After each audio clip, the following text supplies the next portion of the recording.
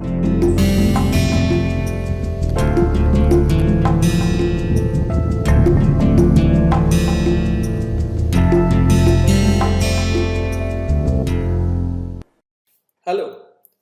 In this lecture of Introduction to Astrophysical Fluids, I will mostly discuss of the general perspective of studying the fluid dynamics with respect to a rotational frame of reference. Okay. So the title is of course the dynamics of an astrofluid in a rotating frame. Now, it is true that the first question comes to our mind is that why it is at all important to study the fluid dynamics of an astrophysical fluid in a rotating frame of reference. Well, the answer is very easy. For example, almost all the uh, astrophysical objects like the planets, stars, accretion disk, galaxy, they're rotating, as we already discussed in the last lecture. Now, when an astrophysical object undergoes solid body rotation, for example, for the case of a slowly rotating star, as we mentioned last time, right? That they are, due to the turbulent viscosity, they have always the tendency to switch from a state of differential rotation to a solid body rotation. So for this type of case, the study of fluid dynamics for a phenomenon which is taking place on that object, okay, this study gets analytically much more simpler if it is studied from a co-moving frame. That means a frame which is exactly rotating with the same angular speed capital omega. Okay. So, and this is true. What happens that some particle which is just moving, for example, if let's say something is rotating, some body is now rotating like this along this axis, and it's performing a solid body rotation, then some body which is at rest, let's say is stuck on this body. So if we are seeing from lab frame or some external frame of reference, then this body still has some acceleration, velocity, this type of thing. But with respect to a frame which is co-moving with this object, this body is nothing but at rest. Okay, so you see that considerable simplifications can be brought into consideration if we just talk in terms of the co-moving frames. Okay, here when we are talking about co-moving, it's actually co-rotating frame. Okay, now this technique is also useful even the body is rotating with a differential rotation. For example, sun, it should not, it need not move with a constant angular speed, but if let's say the system is moving with differential rotation, then let's just choose some reference frame which is moving with the average angular velocity or angular speed of the system. That actually can also simplify the problem enormously.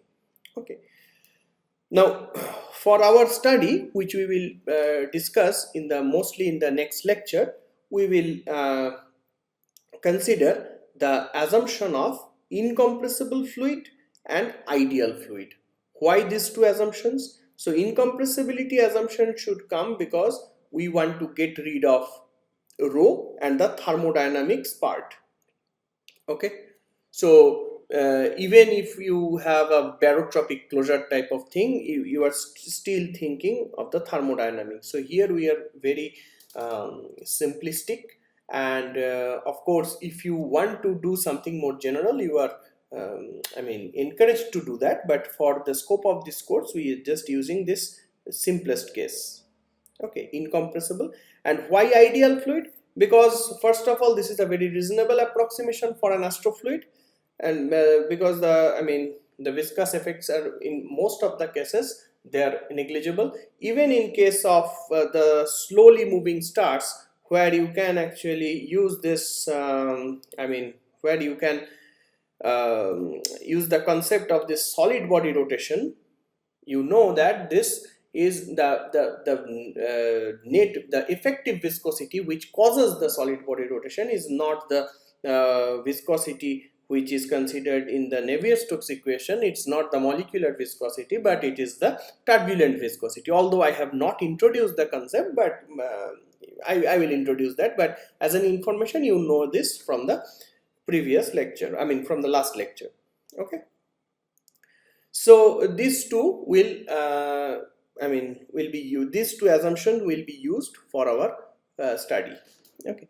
So now the Navier-Stokes equation for this type of system can simply be written like we can write the equation of a particle, okay, in with respect to a non-inertial frame of reference. Now, from your high school, from your undergraduate physics course of classical mechanics, you should know that some ddt in a inertial frame is equal to ddt in the non-inertial frame plus omega cross. So that is the where omega is the, here we will of course use not the omega, just a minute. So ddt is in the inertial frame is equal to ddt in the non-inertial frame plus the omega, which is the angular speed of the frame of reference, cross this. So this equation relates the ddt of any vector in the inertial frame to the ddt of that vector in the non-inertial frame, and here it will be simply a. Okay. So if you just use the same thing for this fluid thing, okay, and then you can also write Navier-Stokes equation equivalently, just inserting the effect of this non-inertial or the rotating frame of reference. So del V del T plus V dot nabla V will be equal to minus gradient of P by rho plus G. This is the body force. This is the the viscous effect, eta nabla square V, minus these two terms would come in addition. So they will be just the pseudo force. Okay. So one is called the Coriolis force. So this is given as minus 2 times omega cross V. So this is actually Coriolis acceleration. Okay, if you multiply with the mass, then it will give you Coriolis force. And so this is also the same thing for centrifugal force. So this is centrifugal acceleration, omega cross r with a minus sign as well. And you can easily see that this whole thing is actually nothing but the Newton's law written with in a rotating frame of reference. Okay. Now this term is of course gets vanished when v is 0. So v is nothing but the fluid velocity with respect to the rotating frame of reference. So if something is stuck or is at rest with respect to the the rotating frame of reference, then for that Coriolis force will be 0, but centrifugal force will still be there. Okay.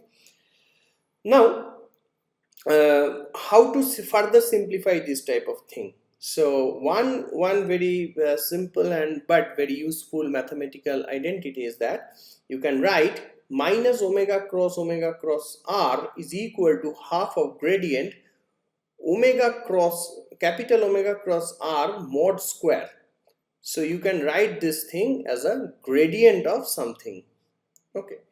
So so this is my request that you try that at home, and you can hint this formula, or you can use any other method. But one possible thing is that you can actually write this thing as this, and then from this you just write expand this thing in this way. But well, you can do in any other ways. You can use also the the summation notation and the index notation. Okay, whatever, but try to try to obtain this equation. This is fairly easy. Okay. Now if you admit this one, then your final evolution equation for the velocity, or actually the evolution equation for the momentum, should look like del v del t plus v dot nabla v is equal to minus divergence gradient of p by rho minus gradient of phi minus half the mod omega, capital omega cross r whole square, plus eta nabla square, that is the Laplacian of v, minus 2 omega cross v. Now you see, I said that I am assuming incompressible and inviscid fluids, but here just for this part I have not yet done any simplification. Okay, this is actually general compressible fluid with viscosity. Okay, the only thing here I have assumed is that the body force is of conservative nature, so that is true for gravity, you know. So we can write this as a gradient of a scalar potential phi. So finally, these if you notice this carefully, the centrifugal acceleration term is inserted, okay, inside this gradient of this phi term.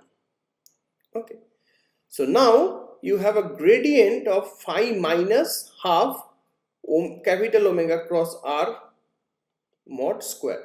So if you call this phi minus this thing as phi effective, so basically at the end of the day your centrifugal acceleration does not do anything other than modifying the resultant gravitational potential or your body force potential, right?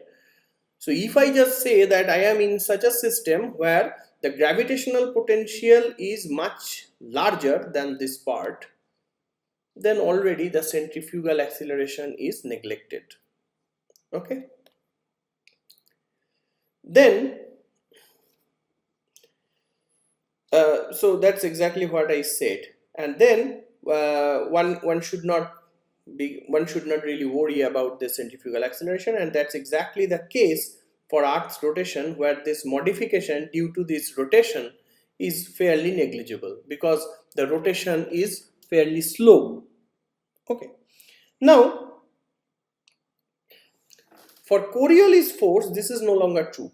This has a non-trivial role, but Coriolis force comes into play only when the fluid has a relative non-zero velocity with respect to the rotating frame of reference. That's I just said some minutes ago.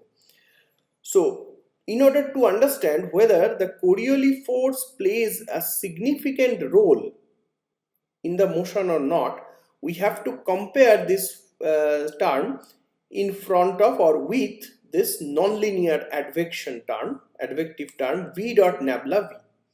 Okay, so we just compare their magnitude, order of magnitude. Why this term? Because if you see this equation, when the fluid, when the fluid is having some non-zero relative velocity other than this one, okay, only this term and this term will be remaining. But this one is unimportant for most of the astrophysical systems. So this term and this term, these two should then be compared.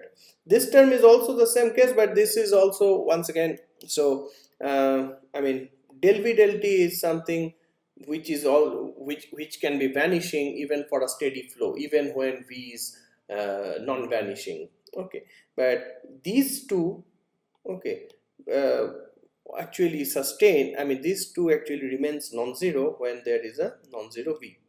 So these two are very identical type of nature. Of course, one is non-linear, one is linear, because omega is almost constant. At least omega does not depend on v here, at least in our problem. So we can compare these two. Okay, if we compare these two, finally we define a dimensionless number, because both of this term and this term, they have identical dimension. Okay, so if we divide the nonlinear term by the rotation term, finally we will have roughly v by omega l. So v is the characteristic velocity of the system, l is the characteristic length of the system, omega is the constant rotation speed of the system. Okay, and this dimensionless number actually is known as R0 or Rossby number. Okay, now you see that in this whole treatment I have not said any I mean until this point I have not said anything about the constancy of omega. But once again, the thing is that if omega is constant, then this type of analysis becomes much more simpler with simpler if we place ourselves in a co-rotating frame. So that's why I'm saying now if omega is not really explicitly depending on time, then omega can be just thought to be constant, and for that case Rossby number is given by this. But if let's say omega is a function of time itself, then there is no problem. So then there will be an explicit time dependence of the Rossby number because of the explicit time dependence of omega. That's the only difference. I mean the expression of the Rossby number would not be changing. Okay. So whether it's true that, I mean, during the explanation several times I am just saying that omega constant, but actually omega need not be a constant. Okay, that is the thing. So what is now the meaning of Rossby number? So of course you can see that when Rossby number has a large value, for example greater than or very greater than 1, that means that the nonlinear terms greatly dominates the Coriolis force term. And what is the meaning of this, where Rossby number is less than 1? That means the nonlinear term is less than the Coriolis term. So in this case nonlinearity wins. In this case linearity, actually the rotational properties is winning. Okay, so of course in this one, so for laboratory experiments, okay, so for laboratory experiments you can actually see this rho 0 greater than 1 because the Coriolis effect due to the earth rotation is not important. So now we are talking about that for example, if you are doing some research, some experiment in your lab. Okay, now the question is that would your experiment be affected by the earth's rotation? Well, you just calculate the Rossby number for that corresponding to the earth's or capital omega. If the Rossby number is very large, then you say that I don't care about the rotation of the earth. If the Rossby number is of the order or slightly less or less than 1, then you have to take the effect of the earth's rotation into account. Okay, and that's exactly the case where we are studying the fluid flows for the geophysical entities like atmosphere, the oceanic flow, etc. Okay, so here you can see that R0 less than 1 simply gives us the instance where we are talking about the large scale motions in ocean or in atmosphere. Okay, so once again, a high Rossby number simply says that the suppression of nonlinear effects by rotation.